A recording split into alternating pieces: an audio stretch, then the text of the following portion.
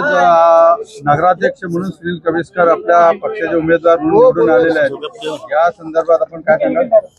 पहिले मी महाडकर जनतेचं, माझे कार्यकर्ते, पदाधिकारी, शिवसेना, युवासेना, महिला आघाडी, कळत न कळत असणारी मित्रमंडळी ह्या सगळ्यांनी आणि खास करून मतदार बांधव, मतदार भगिनी की यांनी जो विश्वास आमच्यावरती टाकून आमचे अनुभवी सुनील कविस्कर यांना आणि खास करून आमचे नितीन पावले की ज्यांनी 4 पावलं मागे सरकून आमच्या सुनील कविस्करांना पाठिंबा देऊन म्हणजे सहकार्य करून जे काय मदत झाली आम्हाला, कारण एखादा माणूस नाराज झाल्यानंतर काय करू शकतो असे अनेक उदाहरणं आहेत, परंतु नितीननी मोठं मन करून सुनीलचं स्वागत केलेलं आहे आणि मी पुन्हा एकदा माझ्या महाडकर नागरिकांचं अभिनंदन करतो आणि खास करून जी आम्ही कामं केलीत आणि पुढेही करणार आहोत त्याच्यावरती त्यांचा विश्वास ठेवून त्यांनी आज जी आमच्यावरती जबाबदारी दिलेली आहे त्याबद्दल धन्यवाद। राष्ट्रवादीकडनं प्रचार फेरीमध्ये बोलले जात होते की 50% की घरपट्टी माफ केली जाईल।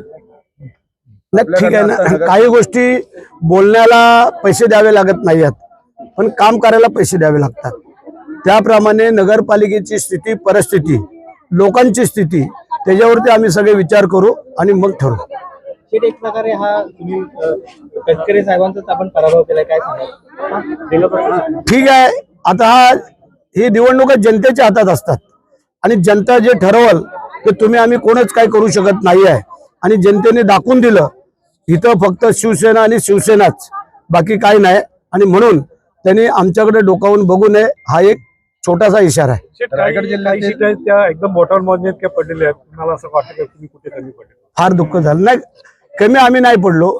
त्याचं कारण असं आहे की ह्या निवडणुकाच अशा असतात म्हणून माझी सक्त ताकीद होती की मी एक 10 वर्षापूर्वी जो अनुभव घेतलेला होता जिल्हा परिषद पंचायत समितीला, माझी शिवा तांबे म्हणून एक पंचायत समितीची बिरवाडची सीट 3 मतांनी गेली होती, 5 मतं आणायची त्याच्याकडनं राहून गेली होती स्वतःची आणि 3 मतांनी सीट गेली। तेव्हापासून मी ठाम सांगतो, जरी अहमदाबाद, बडोदा, सुरत, मुंबई, ठाणे, पुणे, गुजरात कुठेही जरी मतदार असले तरी त्यांना घेऊन यायचे, ही माझी सक्त वॉर्निंग होती, विचारा त्यांना।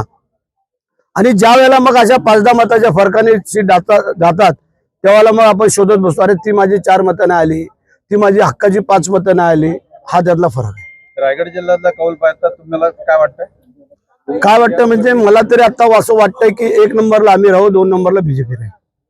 महाड नगरपालिका म्हणजे जगतापांचीच वर्चस्व होतं, आता ते गोगावलेंचं वर्चस्व नाही, गोगावल्यांचं असं आम्ही नाही कधी म्हणणार, हे माझे कार्यकर्ते, पदाधिकारी, जनताने महाडकरांचं वर्चस्व आहे, लक्षात आलं का? हे असं वैयक्तिक कोणाचं वर्चस्व सांगून मागून मिळत नसतं, त्याला मेहनत करावी लागते आणि त्या मेहनतीचं फळ आज आम्हाला मिळालेलं आहे।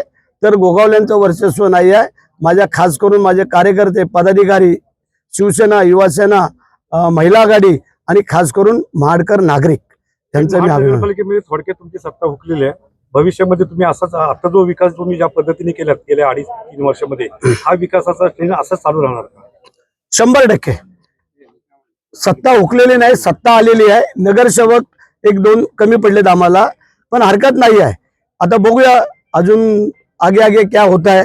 राजकारणात सकाळचा माणूस दुपारी कुठं असेल आणि दुपारचा संध्याकाळी कुठं असेल हे सांगू शकत नाही।